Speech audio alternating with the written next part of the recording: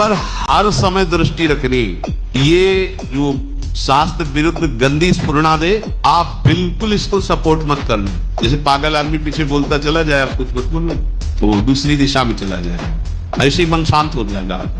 ये आपको फेंकता, आप परेशान मत हो, ये फेंकता रहेगा जो उसने जमा किया है, शांति। जहां कहीं ये उल्टा आपको ले जाने के लिए करे, बस इसकी सुनना नहीं, बिल्कुल इसके विरोध में हो जाना। ये बड़ा बलवान है पर तुमसे बड़ा नहीं, ध्यान रखना। ये तुम ही से बलवान है, तुम ही से खा पी के तुम को पट्टेगा अगर इसके अनुकूल है।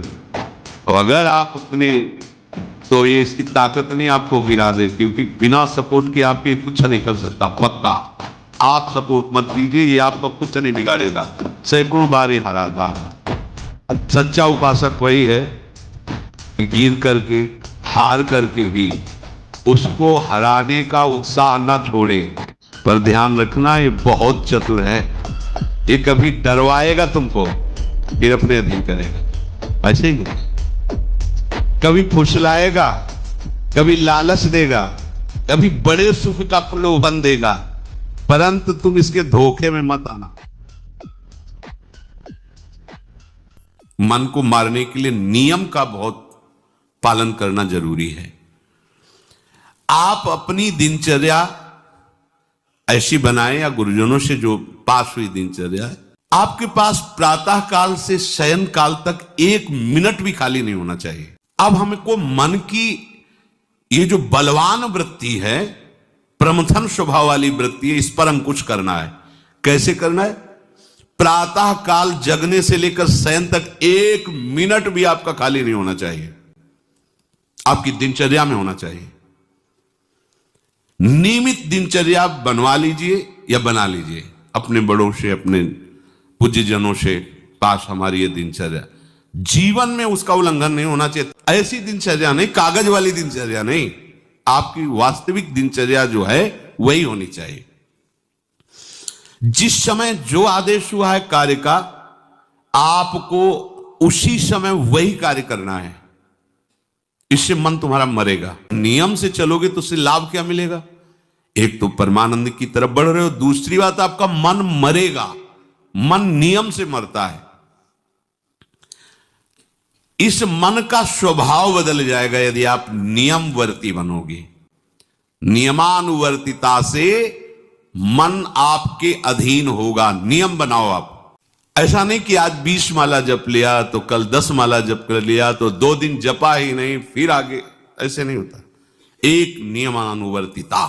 अब इसके बाद उपासक को देखो, ये तो नियमावर्तिता हुई। अपने मन के ऊपर हर समय दृष्टि रखनी। उपासक शब्द इसीलिए है, विषयी पुरुष नहीं रख सकता। उपासक को हर समय मन पर दृष्टि रखना है। क्या सोच रहा है, ऐसा क्यों सोच लिया इसने, ऐसा क्यों ये प्रेरणा है? क्या हमारा भोजन गलत हुआ, क्या संग गलत हुआ, क्या हुआ? पूरी जांच हो रही। आप सच्ची मानना, प्रारंभिक बात तो अलग है कि मन पूर्वश, नहीं तो ऐसा नहीं है कि काम के विषय में सोचने लगे, ये लोभ के विषय, ऐसा नहीं है। आपका संग गलत हुआ, आपका दर्शन गलत हुआ, आपका गलत श्रवण हुआ, भोजन गलत हुआ तो ही हो सकता नहीं। ऐसे नहीं कि भगवत चिंतन की धारा में बीच में काम आ जाए, बीच में क्रोध आ जाए।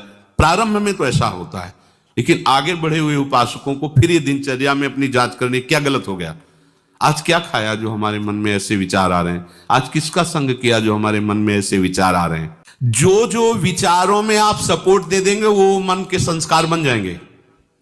आप सपोर्ट नहीं देंगे तो संस्कार नहीं बनेगा। ये बहुत खास बात है।